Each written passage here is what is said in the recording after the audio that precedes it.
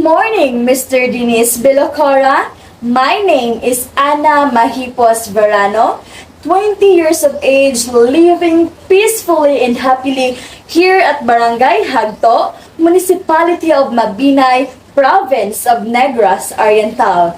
I am the youngest of three siblings. I love children and I love animals too. By the way, I am a third year college student currently studying at Negros Oriental State University, Mabinay campus, taking up Bachelor of Secondary Education major in Filipino. I encounter a lot of discouragement, trials, and financial problem while studying, but because I have a dream and I have a family who was there for me and longing for my success, I am doing my best and glory to God, I am near on the top of my success. I really want to pursue this education for my parents. I really want to pay back their hard work. I want to treat on the restaurant which will never been tried. And there's a lot of things we want to do as a family. And here I am, trying and pursuing my passion, and I hope and pray that the universe will allow me to catch all those dreams. I am a strong woman, but I can feel pain and dismay too. But glory to Jesus, I was able to stand firm. And one thing I am sure is that I can do all things through Christ who strengthened me. It is on Philippians 4:16 in the Bible. Anyways, without further ado, this is my performance on Task 2, which is all about basic education curriculum for secondary level in the Philippines. And I am tasked, or we are tasked, to search online what is this all about. So, here it goes! Basic education curriculum for secondary level in the Philippines. Before anything else, let's first define what is basic education. Basic education has been defined by a range of organizations with each definition circling around core themes. Each of the definitions of basic education shares common elements. These include the development of competencies, knowledge, attitudes, and values as a basis for lifelong learning, and education in the Philippines is provided by public and private schools, colleges, universities, and technical vocational institutions in the country. Funding for the public education comes from the national government. Development of the basic education curriculum is based on Xiaomio Enotech 2002 is the responsibility of the Central Office Bureau of Elementary and Secondary Education Curriculum Development Divisions. This bureau defines the learning competencies for the different subject areas, conceptualizes the structure of the curriculum, and formulates national curricular policies. These functions are exercised in consultations with other agencies and sectors of society. For example, the industry, social and civic groups, teacher training institutions, professional organizations, school administrators, parents, and students, and etc. The subject offerings, credit points, and time allotments for the different subject areas are also determined at the national level. In this sense, a national curriculum exists in Philippines. However, while curriculum implementation guidelines are issued at the national level, the actual implementation is left to school teachers. They determine the resources to be used, teaching and assessment strategies, and other processes. Furthermore, schools have the option to modify the national curriculum, for example, the content, sequence, and teaching strategies in order to ensure that the curriculum responds to local concerns.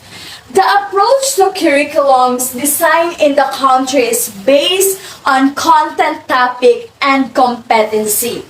The Department of Education prescribes competencies for the subject areas in all the grade or year levels.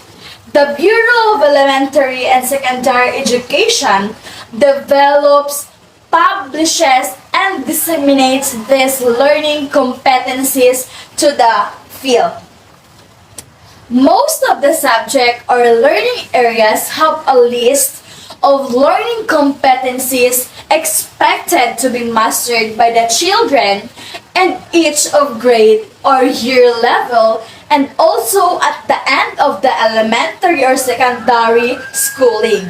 Some subject learning areas have a combination of both. Example, learning competencies under each content or topic. The curriculum is designed to be interpreted by teachers and implemented with different variations. Schools are encouraged to innovate and enrich or adapt as long as they have not have the met basic requirements of the curriculum. The curriculum plan or learning competencies does not present teaching methods and learning activities that teachers must follow in implementing the curriculum.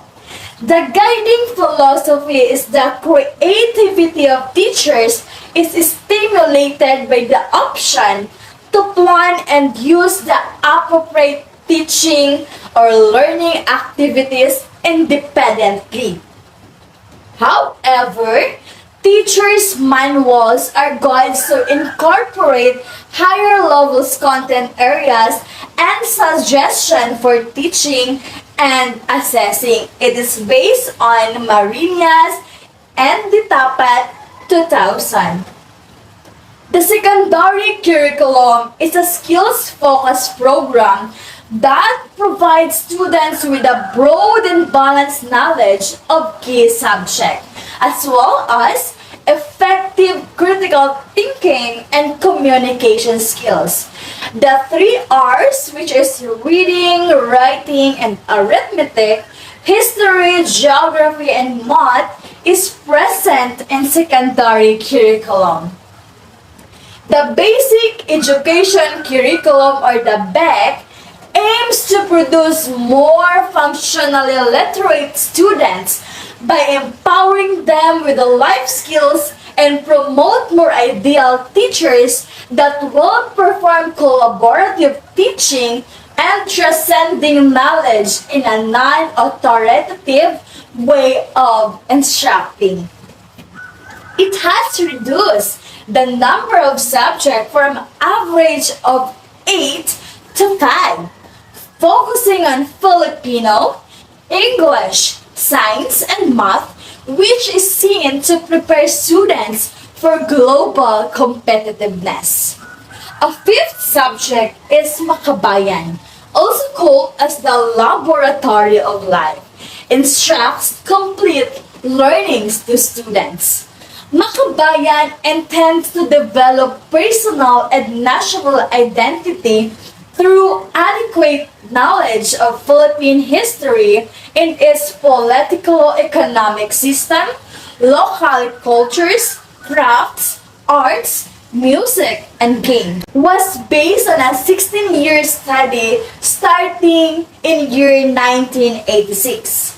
The implementation of the 2002 Basic Education Curriculum was announced in Bsed Order Number 25, Series of 2002, issued on June 17, 2002.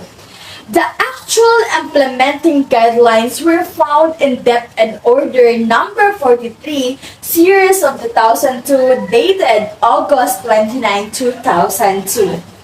Implementation of the revised basic education program was based on Executive Order Number 46, which in turn was based on the recommendation of the Philippine Commission on Educational Reforms created on December 7, 1998. The restricting of the curriculum is part of an ongoing effort to improve the quality of learning. We are focusing on the basic improving literacy and numeracy skills in calculating values across learning areas to make it dynamic. It is based on Raul Rojo. The 2002 Basic Education Curriculum is a restricting and not a sweeping change of the elementary and secondary curricula. And here are the features of Basic Education Curriculum or BEC and Revised Basic Education Curriculum or RBEC. First, greater emphasis on helping every learning becomes a successful reader. 2. Emphasis on interactive learning approaches. Third, emphasis on use of integrative learning approaches. Fourth, teaching of values in all learning areas. Fifth, development of self-reliant and patriotic citizens. 7. Development of creative and critical thinking skills. And we're done tackling the old system, and now let's go to the new system. K-12 or the K-12 is an education system under the Department of Education that aims to enhance learners' basic skills, produce more competent citizens, and prepare graduates for lifelong learning and employment. Letter K stands for the kindergarten and 12 refers to the succeeding 12 years of basic education, which is 6 years from elementary and 4 years for the junior high and 2 years for the senior high school. K-12 education system.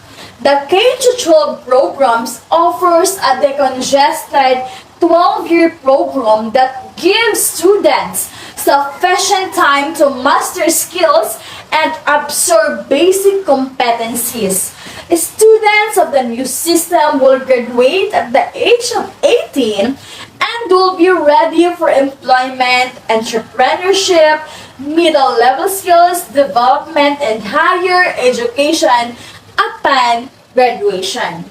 The K-12 program accelerates mutual recognition of Filipino graduates and professionals in other countries. Kindergarten is mandatory for 5-year-old children and a prerequisite for admission to grade 1. The new curriculum gives students the chance to choose among the tracks. Example, academic, technical, vocational livelihood, and sports and arts. And undergo immersion, which provides relevant exposure and actual experience in their chosen track. So, why do we need or why does the government push K-12 program? It's because students lack of mastering basic competencies due of congested 10-year basic education curriculum. Graduates of the old curriculum are younger than 18 years old and are not legally ready to get a job or start a business. Foreign countries perceive a 10-year curriculum as insufficient. They do not automatically recognize overseas Filipino workers as professionals abroad. Basic education is defined as a primary plus secondary level education. It is an evolving program of instruction that is intended to provide students with the opportunity to become a responsible and respectful global citizens, to contribute to their economic well-being and that of their families and communities, to explore and understand the different perspective and to enjoy and productive, satisfying lives. Basic education is the basic and foremost right of every child. The availability and provision of general education to the child is not only the responsibility of government, but also of parents and households. Basic education brings awareness among the masses, opens venues for opportunities as well as self-advancement and improvement and reduce chronic and intergenerational poverty. As a first step in the creation of welfare and just society, universal basic education is an absolute prerequisite for sustainable development. And in order to compete with the surrounding world, children are prepared from every early childhood. The first 6 years of child's life are globally acknowledged as being the most critical years of lifelong development, since the pace of development during these years is extremely rapid. This is why basic education is very necessary for all to go ahead in life and get success. It develops confidence and helps to build the personality of a person. The ideal Filipino learners are empowered learners who are competent in learning how to learn and have life skills so that they become self-developed persons who are makabayan or patriotic, makatao or mind of humanity, makakalikasan or respect of nature, and fourth is makadiyos or godly.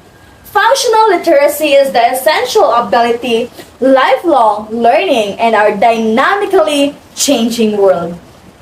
The ideal teacher of the curriculum is not the authoritarian instructor but the trustworthy facilitator or manager of the learning process. She enables the learners to become active constructions of meaning and not passive recipients of informations.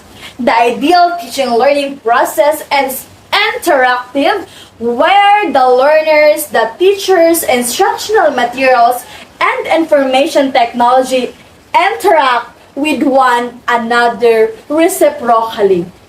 All the basic education teachers in the 5 learning areas, which is English, Filipino, Mathematics, Science, Makabayans, are designed as values education teachers.